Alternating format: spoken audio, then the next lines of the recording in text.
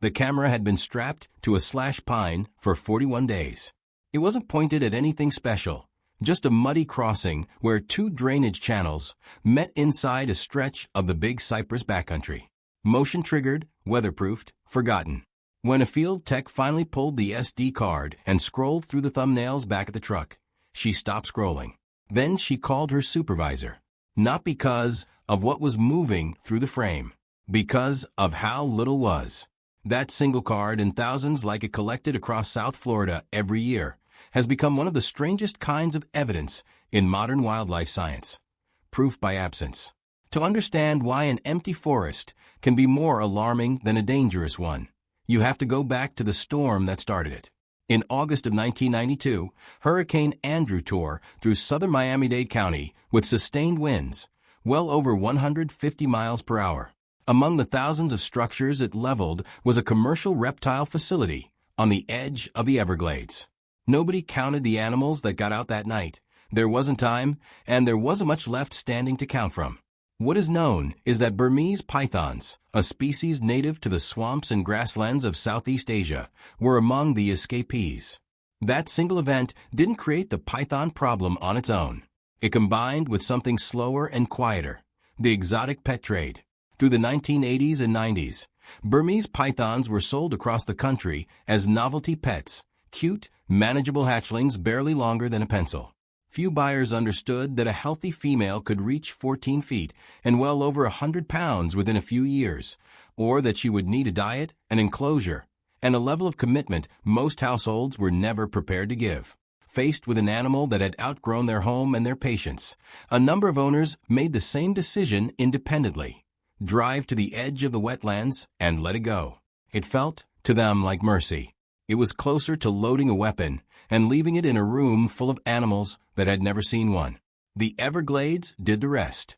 It is 1.5 million acres of subtropical marsh, sawgrass prairie, and cypress slough, warm year-round, soaked in humidity, and packed with prey that had spent thousands of years evolving defenses against bobcats, panthers, and alligators.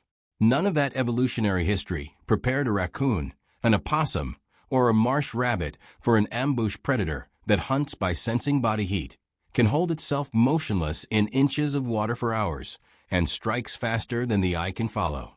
Wildlife biologists studying the invasion have compared it to introducing a wolf into a pen of animals that have never met a predator larger than a house cat. The prey had no fear response calibrated to the danger, because the danger had no precedent. A female Burmese python can lay between 50 and 100 eggs in a single clutch, and she'll coil around them for weeks, contracting her muscles to generate warmth until they hatch. With no predator equipped to check that reproduction, and a food supply that functioned like an open buffet, the population did not simply grow. It went vertical. Long-term road survey data collected across the southern Everglades tells a story in blunt numbers. Populations of mid-sized mammals, raccoons, possums, bobcats, marsh rabbits, have fallen by anywhere from roughly 80 to over 90% in areas with the heaviest python density, according to peer-reviewed surveys comparing sightings before and after the python boom. Researchers who have driven the same back roads for decades describe trips where, in the 1980s, a driver could not go a mile without slowing for a raccoon crossing the asphalt or a rabbit bolting from the headlights. On recent nights, some of those same roads produced nothing at all for miles. No eyes catching the light, no movement in the sawgrass, just engine noise swallowed by a silence that has no natural explanation in a wetland this size. That silence is not just sad, it's structural. The Everglades filters and stores drinking water for millions of South Florida residents and buffers the region against flooding. Ecologists have placed its total economic value in the tens of billions of dollars annually. Small mammals are not a footnote in that system. They aerate soil, disperse seeds, and sit at the base of a food web that supports everything above them, including the wading birds and raptors that draw tourists and anchor the region's identity. A predator that quietly removes the foundation of a system is doing something more dangerous than one that simply hunts. It's dismantling the machinery. Florida's response has been aggressive and largely outmatched.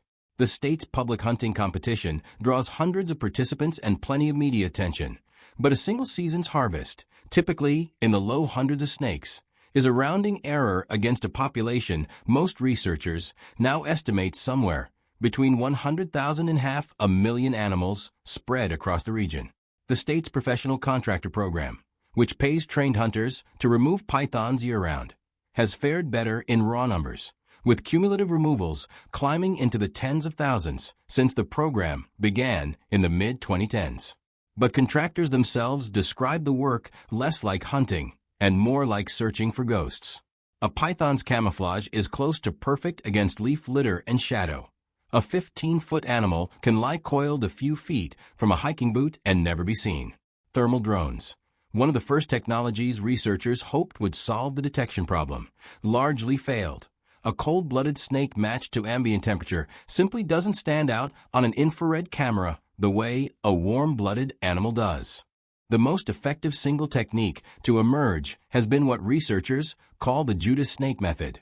A tracked, sexually mature male python is surgically fitted with a GPS or radio transmitter, then released. Because male pythons travel long distances to find breeding females during mating season, following the signal often leads researchers straight to a breeding aggregation, sometimes several large females clustered with one male, all of them reproductive powerhouses removed from the population in a single operation. It's an elegant idea. It is also, by the honest admission of the biologists running it, nowhere near enough to cover a wetland this size. Some field veterans have gone further, suggesting the snakes themselves are adapting, retreating deeper into the densest, least accessible sawgrass and cypress stands, effectively selecting for the individuals hardest for humans to find. For years, the python problem was framed as a single crisis: too many snakes, not enough hunters. Then herpetologists doing routine health checks on native snakes started finding something they didn't expect. Garter snakes, pygmy rattlesnakes, and eastern diamondbacks were turning up thin, weak, and struggling to breathe. Necropsies revealed the cause. The animal's lungs were packed with a parasitic lungworm, a species that evolved alongside Burmese pythons in Southeast Asia and typically causes them little harm, but for which Florida's native snakes have no evolved resistance. The transmission pathway is almost elegant in its cruelty. An infected python sheds parasite larvae in its waste. Cockroaches, abundant throughout the wetlands, feed on that waste and pick up the larvae. Frogs eat the cockroaches. Native snakes eat the frogs. None of those interactions are unusual. It's simply how the food web has always worked. The difference is that now ordinary prey can carry a parasite capable of slowly filling a snake's lungs until it suffocates. Surveys have since confirmed the lungworm in more than a dozen native snake species, with its range extending well north of the Everglades themselves. Perhaps the most unsettling discovery is that the parasite no longer strictly needs pythons to persist. Once established in the roach-frog-snake cycle, it can, in principle, keep circulating on its own even if every python in the state vanished overnight. Not every species has proven equally vulnerable. Field surveys have found unusually low parasite loads in Florida cottonmouths, for reasons researchers haven't fully explained. Whatever is happening in that species' biology, it has become a genuine point of scientific interest, a possible clue buried inside an otherwise grim dataset. Against that backdrop, one piece of news in late 2023 stood out as something rarer than bad: hopeful.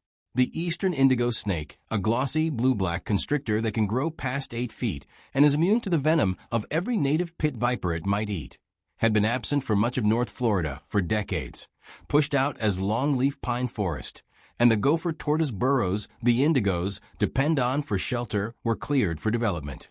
A long-running captive breeding and habitat restoration program had been releasing young indigos back into protected preserves for years, hoping for exactly one outcome: evidence that the snakes were breeding on their own, without human help. A trail camera near a gopher tortoise burrow finally delivered it.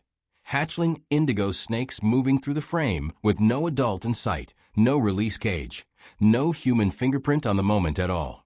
For a program built on patience measured in decades, it was the first proof the population could sustain itself. The ecological hope attached to that footage reaches well beyond North Florida. Eastern indigos are large enough and aggressive enough as predators that a juvenile Burmese python, 3 or 4 feet long, not yet a threat to anything larger than itself, falls within range of what an indigo could plausibly overpower. Researchers are careful not to oversell this. Nobody has documented that specific encounter in the wild, and a fully grown adult python outweighs an indigo many times over. But every juvenile python that doesn't survive to breeding age is one less contributor to the next generation of the invasion, and biologists studying the reintroduction believe the indigo's return could eventually apply real, if modest, pressure on the python population from below. There are other signs that the balance in the Everglades isn't entirely static. Camera trap footage in recent years has captured alligators ambushing smaller pythons, and in at least one well-documented case, a Florida panther, a subspecies with fewer than 200 individuals left in the wild, stalking and striking a python after a prolonged approach. None of this amounts to native wildlife solving the invasion, but it suggests something biologists didn't expect 20 years ago, that some native predators are beginning to learn. Still, the math remains brutal. A population numbering in the hundreds of thousands, spread across a roadless wetland the size of a small state, cannot be hunted into submission by a few thousand human beings with headlamps and machetes, no matter how skilled they become. The lungworm complicates any celebration further. If it reaches the recovering indigo population before that population is dense enough to absorb losses, it could undercut the one recovery story this crisis has produced. What the trail cameras capture, more than any single dramatic kill, is the shape of an ecosystem in the middle of an argument with itself. Predators adapting, parasites spreading, a native species clawing its way back into a landscape it should never have left. Nobody studying the Everglades right now is promising a resolution. What they're documenting, one memory card at a time, is which side is currently losing ground, and which, for the first time in 2 decades, might not be.